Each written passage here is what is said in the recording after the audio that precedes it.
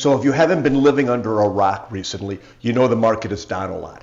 When the market is down a lot, sometimes, depending on your unique situation, it can be a good time to do a Roth conversion. So let's go through what that looks like, and I'll share some numbers so you can decide if there's a way to take advantage of some of these market declines. Our agenda, is this a good time for a Roth conversion? First, we'll talk about eligibility, who can do it. We'll talk about the timing, so like what's happening right now. And then I have an example for you behind me. And then we'll talk about some considerations, right? So before I go any further, I am Darryl Rose, and I'm the voice behind Get Financial Strength Now. If you like the videos that I'm sharing in my attempt to help you create safety, simplicity, and most of all financial strength at any age or stage of your journey, go ahead and subscribe or leave a comment or give me a thumbs up. This way YouTube knows that the content is good and they'll share it with others. Okay, so let's get back to your regularly scheduled video. Who can do a Roth conversion? Anybody can do a Roth conversion. Taylor Swift can do a Roth conversion. So can Elon Musk, although I know he just had another baby, so he's probably very occupied. He can do one.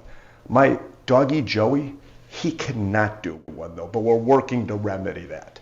So anybody can do a Roth conversion. Now let's talk about the timing. The reason that usually we talk about conversions late in the year, but now it's March and the markets are free falling in a way because of what's going on in Ukraine and inflation and what have you. So now that's why timing has become a big idea here. So the whole premise behind timing during falling markets is that if I'll give you an example. Like as a stock was worth $100 and now it's worth $80.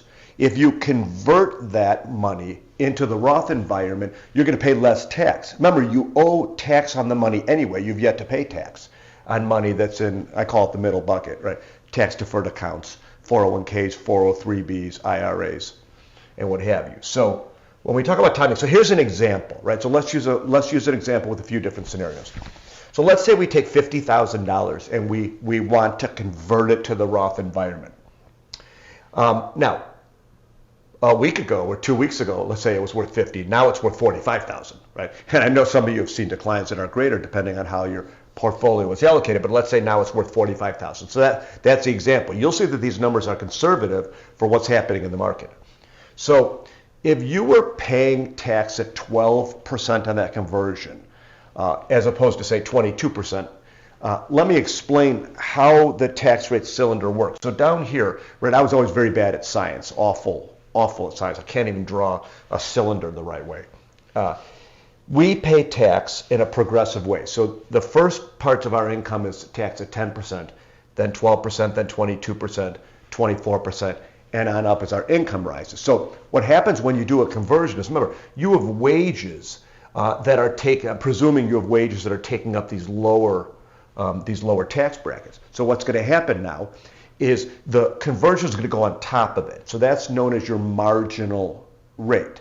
So if we are up in this 12% tax bracket and we pay tax, we would have paid $6,000 on a $50,000 conversion. Now we're going to pay $5,400. So we've saved $600, right? So hey, that's pretty good. Not to mention the fact that when markets decline a lot, they always come back. Right, so we know that. So I'm not recording this. It's I think it's March 11th, and Russia, Ukraine, and inflation, and all that, and the market's down. Right, but if history is any guide, I mean, look what's happened. We've got all kinds of things: 9/11, COVID, the Gulf War, the other Gulf War. History is littered with these events. So we know that the market will come back. When this money comes back, what we want here is the money that's left over, this $45,000. It'd be great if that money bounced back in the right environment, which is the Roth environment, so that it would never get taxed again. So it's kind of a double bonus in a way. Okay, so that'd be a $600 savings. Now, let's say that you were in the 22% tax bracket, so your income was a little bit higher. You would have paid $11,000. Now you pay $9,900, which is an $1,100 savings. So that's real money. Plus, we get the money into the right environment, right? So you may know this, you may not know this, and I have videos on this on the Get Financial Strength Now YouTube page about how Social Security is taxed. So Social Security tax is kind of like a stealth tax, like not everybody knows about it. And what happens is that when money comes out of a Roth account, it doesn't affect the calculation that determines whether your Social Security is taxed. That's called provisional income. So it's just a good thing to use Roth accounts when you can. And when markets are down, it means the values have plummeted a little bit. It's a good thing. Now, considerations, right? I make these videos, right? I don't know you or your unique situation, right? So make sure you know what you're doing. You can always leave a comment for me or reach out to me. I'm happy to help. You make good decisions, right? So I'm a fiduciary, which means I always have to help you make the best possible decision, even if you're just somebody coming up to me on the street. It's my legal responsibility. So happy to do it. Considerations, if your tax rate is too high on a conversion, sometimes it makes less sense. If you're a real conservative investor, sometimes it makes less sense. And these are sort of things that my Roth conversion calculator spits out the different variables, whether or not it makes sense.